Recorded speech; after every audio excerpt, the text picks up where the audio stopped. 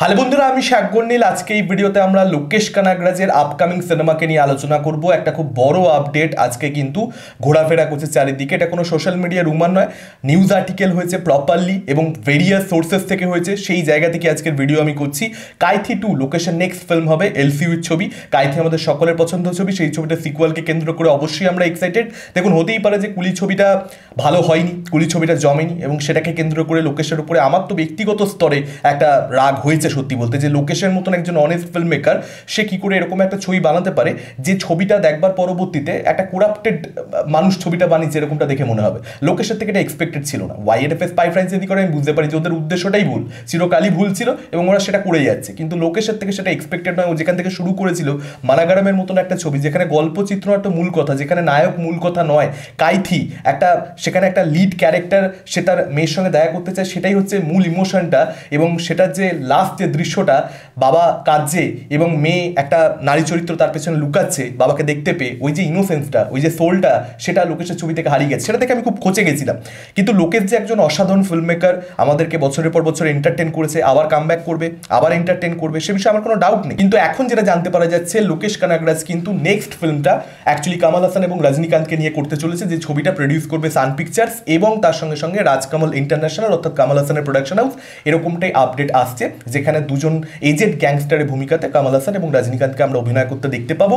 এবং এর আগে লোকেশ কানাগরাজের এই ছবিটাকে কেন্দ্র করে স্টেটমেন্ট দেওয়া রয়েছে যে এরকম একটা গল্প তার রয়েছে, এবং যদি দুজন সুপারস্টার একত্রিত হয়, যদি তারা ঠিক করে যে হ্যাঁ আমরা ছবিটা করবো, তাহলে আমি সমস্ত কাজ ফেলে দিই, সঙ্গে সঙ্গে এই ছবিটা ডিরেক্ট করতে চলে যাবো। এরকম একটা বড় স্টেটমেন্ট কিন্তু লোকেশের দেয়া রয়েছে। অ্যাকচুয়ালি লোকেশ কানাগরাজ বা যারা যারা বর্তমানে new age Tamil commercial director, তারা কিন্তু প্রত্যেকেই অ্যাকচুয়ালি কামাল হাসানকে কিংবা রজনীকান্তকে প্রচণ্ড রেসপেক্ট করে, যেহেতু তারা এরকম মেগাস্টার, মানে এত এত বছর ধরে কাজ করেছে, ছোটবেলা থেকে এই সমস্ত ফিল্ম মেকাররা এই সমস্ত সুপারস্টারদেরকে দেখে বড় হয়েছে, একটা কাজ করবার ইচ্ছে। আবার একসঙ্গে দুজন যদি হয়ে থাকে, সে মানে সেটা একটা ডিরেক্টরের জন্য খুব বড় পাওনা।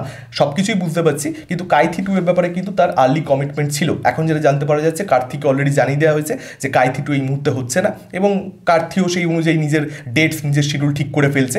এবার দেখা যাক যে শেষ অব্দি এটার ব্যাপারে অফিসিয়াল অ্যানাউন্সমেন্ট হয় কবে, নাকি এটা সম্পূর্ণটাই রুমার। এখন যদি সত্যিকারের এই কোলাবোরেশনটা হয়, সেক্ষেত্রে অফিসিয়াল অ্যানাউন্সমেন্ট কবে আসে সেটা একটা দেখবার মতন ব্যাপার হবে। আমার একটা সিম্পল বক্তব্য, সেটা হচ্ছে রজনী এবং কামাল একসঙ্গে কাজ করতে রাজি হয়েছে, সেই জন্য লোকেশ কানাগরাজ হঠাৎ করে নিজের সমস্ত প্ল্যানিং বাদ দিয়ে সঙ্গে সঙ্গে রজনী এবং কামালের সঙ্গে ছবি করতে ছুটলো। এই যে জিনিসপত্রগুলো, এগুলোই কিন্তু একদম ইনসেপশন লেভেলেই কিন্তু ভুল। আপনারা অনেকে বলবেন যে না, লোকেশ যখন বলছে যে গল্পটা অনেক আগের, মানে লোকেশের স্টেটমেন্ট রয়েছে যে অ্যাকচুয়ালি কোভিডের আগের স্টোরি, এবং সেই সময় করতে চেয়েছিল লোকেশ, সেই সময় হয়নি, কোভিড চলে এসেছিল, তার পরবর্তীতে সম্পূর্ণ প্ল্যানটাই এই প্রজেক্টটাই কেন্দ্র করে ভেস্তে গেছিল।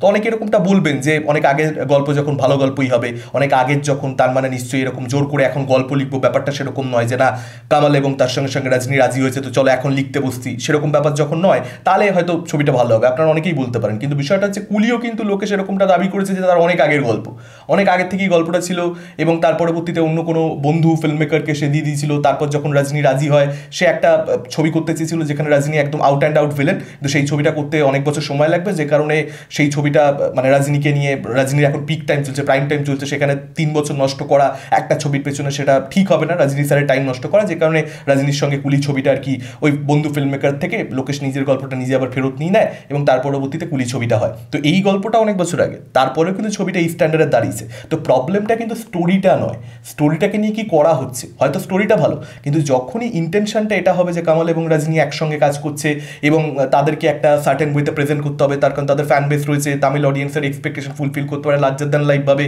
আবার সেই একটা বিগ বাজেট শিট হয়ে যেতে পারে, সেটা একটা সম্ভাবনা কিন্তু তৈরি হচ্ছে। মানে যেটা আপনার যে রুটটা যাচ্ছে, ঠিক আছে আমি এই ছবিটা বানাতে চাইছি কাইথি 2, আপনি সেই ছবিটাই বানাবেন। হঠাৎ করে অন্যান্য লেজেন্ডরা, ডেফিনেটলি তারা লেজেন্ড, আপনি রেসপেক্ট দেবেন, কিন্তু আপনার কাজের জায়গাতে যখনই লেজেন্ড ঢুকে পড়বে যে আচ্ছা লেজেন্ড আমাকে ডাকছে তো আমাকে কাজ করতে হবে, এই ব্যাপারগুলো কিন্তু একটুখানি সমস্যা, মানে এখানেই কিন্তু ভুলটা হয়।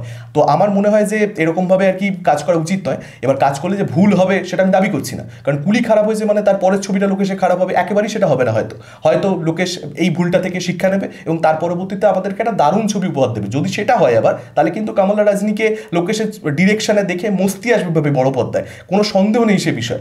কিন্তু সেটা হবে কি, কারণ আবারও সেই একই কথা বলছি, যখনই এই একসঙ্গে দুজন আসছে তাই জন্য আমি ছবিটা করবো, এই ইন্টেনশনটা, এটা ইন্টেনশন সিনেমা বানানো হওয়াই উচিত নয় লোকেশের মতন ফিল্ম মেকার। এটা এড়াগেড়া নাথু খেরা বিভিন্ন কমার্শিয়াল ছবি ডিরেক্টর হয়, জাস্ট রোহিত শেট্টি করলে আমি বুঝতে পারি। আমি এড়াগেড়া নাথু খেরা রোহিত শেট্টিকে বলছি না, কিন্তু রোহিত শেট্টি একদম ইন্টেনশনটা এটা একটা কমার্শিয়াল ছবি বানাও, সেই জায়গা থেকে কিন্তু অ্যাকচুয়ালি লোকেশের ফিল্ম মেকিংটা ছিল না, মানে তার কেরিয়ারটা কিন্তু সেভাবে শুরু হয় না। মারাগারাম কিন্তু সেই ছবি নয়, কাইথি কিন্তু সেই ছবি নয়, তো সেইটা কোথাও একটা লোকেশের মধ্যে ঢুকে পড়ছে, এটা একটু প্রবলেম আমার মনে হচ্ছে। মানে লোকেশের জায়গায় একজন, মানে লোকেশ অ্যাকচুয়ালি করা কি উচিত, তার করা উচিত হচ্ছে একদম একটা ছোট্ট ছবি করা এই মুহূর্তে।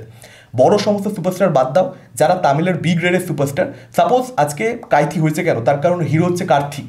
যখনই আপনি একটা বড় সুপারস্টার নিয়ে নেবেন, তার ফ্যানদেরকে আপনাকে কেটার করতে হবে, সেটা করতে গিয়ে আপনাকে গল্পের প্রয়োজন নেই, তার সত্ত্বেও এরকম নানান ধরনের জিনিসপত্র ঢোকাতে হবে ছবির মধ্যে, কারণ আপনাকে কিছু একটা কেটার করতে হচ্ছে। তো সেইটা করতে গেলেই কিন্তু গন্ডগোলটা শুরু হয়, তখন কিন্তু আপনি ছবির সঙ্গে, গল্পের সঙ্গে, চিত্রনাট্যের সঙ্গে কম্প্রোমাইজ করতে থাকেন। আপনি বাজেটটা কীভাবে রিকভার হবে সেটার জন্য সার্টেন এলিমেন্টস ছবির মধ্যে ঢোকাতে শুরু করেন। অনুরাগ কাশ্যপকে যখন জিজ্ঞাসা করা যে শাহরুখ খানের সঙ্গে আপনি কেন কোলাবোরেট করবেন না, সে একটা খুব ভালো কথা বলেছিল যে হিরোর একটা ফ্যান বেস থাকে, তাকে খুশি করতে হয়, সেটা আমার পক্ষে করা সম্ভব হবে না। আমি তো আমার ছবিটা বানাবো, সেটা শাহরুখের ফ্যানদের ভালো লাগবে না। রণবীর কাপুরের যখন সে বম্বে ভেলভেট বানিয়েছিল, এই জিনিসটাই ঘটেছিল, মানুষের এক্সপেকটেশন অন্য কিছু ছিল।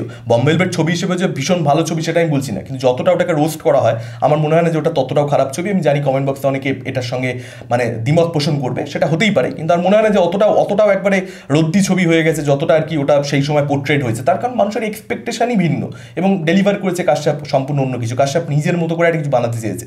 কাশ্যপের মতন ফিল্ম মেকাররা সবসময় সাকসেসফুল হবে না, তার কারণ যারা এক্সপেরিমেন্ট করতে চায়, এক্সপেরিমেন্ট মানে প্রত্যেকবার আপনি সাকসেসও পেতে পারেন, ফেলও করতে পারেন। এক্সপেরিমেন্টের মজাই এটা, আপনি যখনই রুটিন কিছু বানাবেন, থিওরিটিক্যাল কিছু বানাবেন যে আচ্ছা ঠিক আছে ফর্মুলা এটা এটা এটা এটা, তখন আপনার সাকসেস পাওয়ার চান্স অনেক বেশি হয়ে যাবে। এবার সেইটা কোথাও একটা আমার মনে হয় যে কাশ্যপের যে এখানে বক্তব্যটা যে কেন সে শাহরুখের সঙ্গে ছবি করবে না, সেটার সঙ্গে আমি অনেক বেশি সহমত পোষণ করি আর কি। তো লোকেশের মতন ফিল্ম মেকারদের ক্ষেত্রে এটা গন্ডগোল হয়ে যাচ্ছে যে সুপারস্টার, বড় বাজেট, এগুলোর পেছনে ছোটাটা। এবার দেখা যাক যে সেটা এই ছবির ক্ষেত্রে নাও হতে পারে। আমি বারংবারই বলছি যে এটা কুলি দেখবার পরবর্তীতে জাস্ট একটা সংশয়, একটা ডাউট লোকেশকে কেন্দ্র করে, লোকেশের ছবি বানানোর ইন্টেনশনকে কেন্দ্র করে। আমি ভাবতেই পারি না যে লোকেশকে কেন্দ্র করে সংশয় প্রকাশ করছি। আগে যদি অ্যানাউন্সমেন্টটা আসতো, কথা কুলি বেরোনোর আগে, আমি কতটা এক্সাইটেড থাকতাম সেটা আপনাদেরকে বলে বোঝাতে পারবো না। কিন্তু কুলি দেখবার পরবর্তীতে লোকেশ এখন কী করতে চাইছে, কী ভাবনার জায়গা থেকে একটা প্রজেক্টের জন্ম দিচ্ছে, মানে একটা আসলে কি প্রজেক্ট ভাবছে নাকি সিনেমা ভাবছে, এইটাকে কেন্দ্র করে আমার একটা ধোঁয়াশা তৈরি হয়েছে। সেই জায়গা থেকে আজকের ভিডিওটা। আবারও আমি এটা বলেই শেষ করব, যদি লোকেশ শিক্ষা নেয়, সুপারস্টারদের সঙ্গে ছবি করা মানে সেটা খারাপ ছবি হবে একেবারেই আমি সে কথা বলছি না। খুব ভালো ছবি হতে পারে, আমরা খুব এন্টারটেন হতে পারি, কিন্তু লোকেশকে গল্পের জায়গাটা ঠিক রাখতে হবে। এটা হতে পারে না যে কামাল হাসানের সঙ্গে কাজ করছি, রজনীর সঙ্গে কাজ। কুলি দেখলে আপনি বুঝতে পারবেন যে লোকেশের একটা ফ্যান বয় বেরিয়েছে, আমি রজনীকান্তের সঙ্গে কাজ করছি না, ক্যারেক্টার। এইটা ভাবলে আমার মনে হয় যে তাহলে আপনি যত বড় সুপারস্টার নিয়ে নিন, ছবি ভালো হবে। যেটা বিক্রমের ক্ষেত্রে হচ্ছে, বিক্রমে কামাল একটা ক্যারেক্টার, ওই এক্সপেরিমেন্টটা করেছে যে হ্যাঁ ভাই ইন্টারভেল ব্লকে যে কামাল ঢুকবে, তার আগে ঢুকবে না, কামাল সেটা অ্যালাউ করেছে। তো সেইটা কোথাও একটা প্রয়োজন রয়েছে যে হ্যাঁ ভাই সুপারস্টাররা টেবিলে এসেছে একসঙ্গে, যে একটা ক্যারেক্টার প্লে করবো, সুপারস্টারে অরা ফরা সব গুলি মারো। আপনাদের মতামত কি এই বিষয়কে কেন্দ্র করে, আপনার ডেফিনেটলি সেটা আমাদের কমেন্ট করে জানাতে পারেন। এই ভিডিওটা ভালো লাগলে লাইক করতে পারেন, শেয়ার করতে পারেন। আমাদের চ্যানেল নতুন হলে চ্যানেলটাকে অবশ্যই সাবস্ক্রাইব করতে পারেন। আজকের মতন টাটা, চোখ রাখুন পরবর্তী ভিডিওতে।